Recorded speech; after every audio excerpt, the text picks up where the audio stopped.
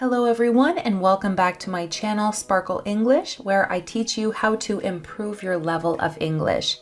Today is a very important grammar lesson on the difference between independent clauses and dependent clauses.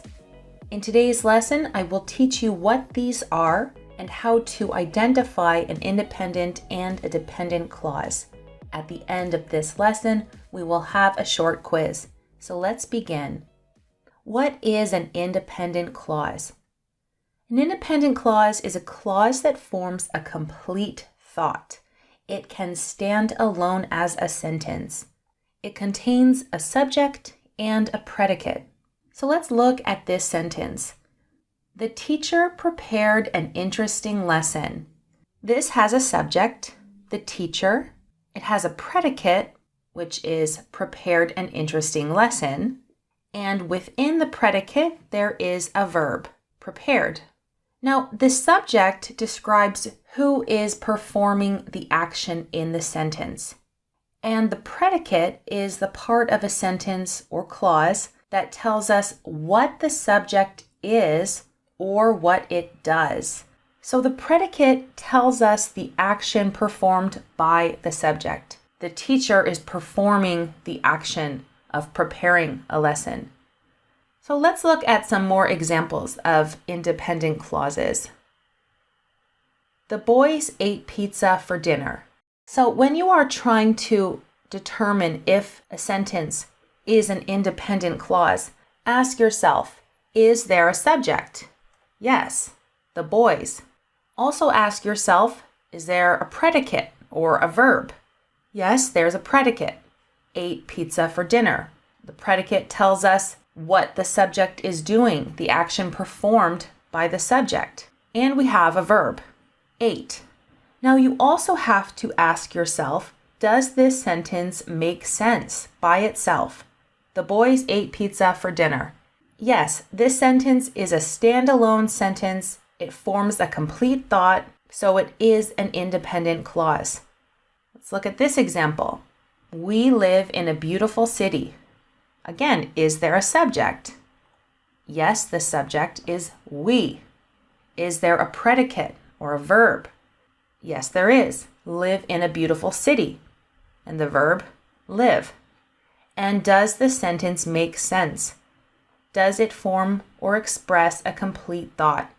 Yes, it does. So, what is a dependent clause? Well, a dependent clause is part of a sentence that contains a subject and a verb. However, it does not form a complete thought. And that's the difference between an independent clause and a dependent clause. Dependent clauses often start with subordinating conjunctions, such as whenever, before, after, because, while. Let's look at this example of a dependent clause. When I was a child. Okay, yes, this contains a subject. The subject is I. It also contains a predicate and a verb. Was a child. However, it begins with a subordinating conjunction, when. And if you were talking to a person and they said, when I was a child, that doesn't express a complete thought. You would say, well, what do you mean? What happened when you were a child? What are you trying to say? It does not express a complete thought. We need more information. So to form a complete sentence, we combine dependent clauses with independent clauses. When I was a child, I loved going fishing. Okay, now that makes sense. We have the dependent clause, when I was a child, and we have the independent clause, I loved going fishing. Now this makes sense. And usually when we begin a sentence with a dependent clause, we add a comma before the independent clause. You can learn more about this in my punctuation videos. So let's look at some more examples of dependent clauses. Because he is tired. He is tired without the subordinating conjunction because would be an independent clause. But again, if someone was talking to you and they just said, because he is tired, it doesn't make sense. You need more information. It's not a complete thought. After we finish basketball practice, this is another dependent clause. Yes, it has a subject and it has a predicate, but it begins with a subordinating conjunction, and so it does not form a complete thought. It's missing more information. Before I moved to Italy. All of these begin with subordinating conjunctions, and all of these are dependent clauses. They do not form a complete thought.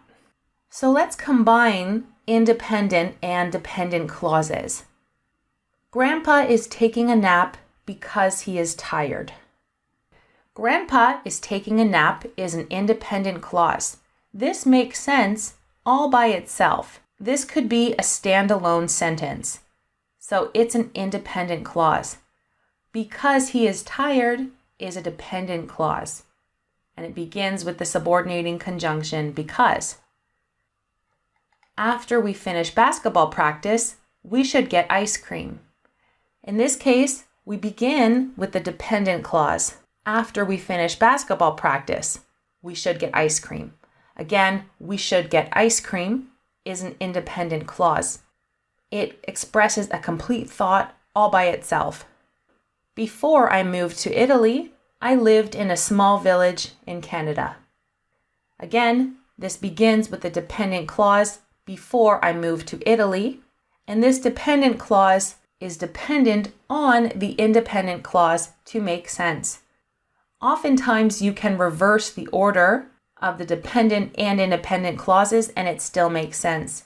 You could say, we should get ice cream after we finish basketball practice. Or, I lived in a small village in Canada before I moved to Italy. Okay, so now let's do a quiz. I want you to identify the independent clauses and the dependent clauses. Now remember, ask yourself, is there a subject? Is there a predicate and a verb? And most importantly, does it express a complete thought? If someone said this clause to you, would it make sense alone as a sentence? Number 1, we're going to the cinema tonight. Number 2, while I was studying at university. Number 3, we laughed. Number 4, after you get home from church. Number 5, whenever my mom sends me a package in the mail. Number 6, the boys played football with their friends last night. Number 7, because I am exhausted. Number 8, the children invented a new game to play at the park.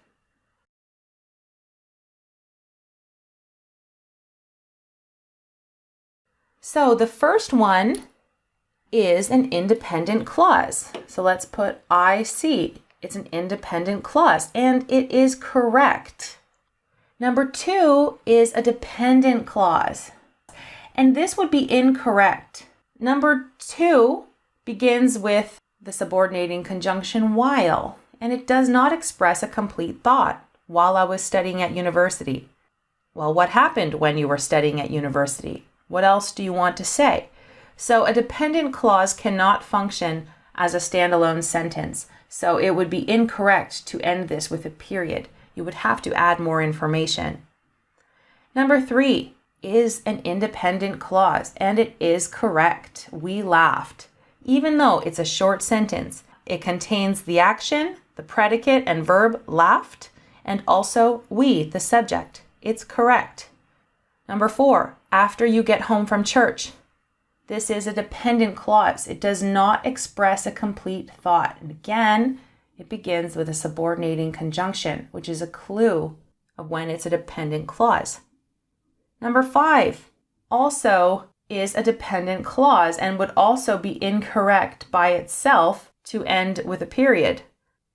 Number 6 is an independent clause.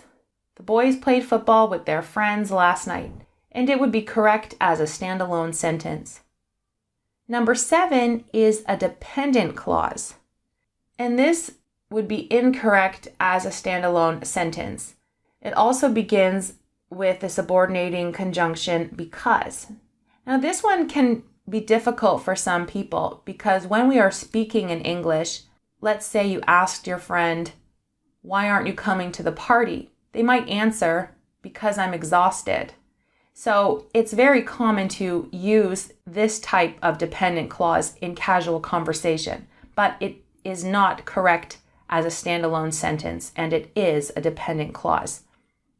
And finally, number 8, it is an independent clause, and it is correct as a standalone sentence.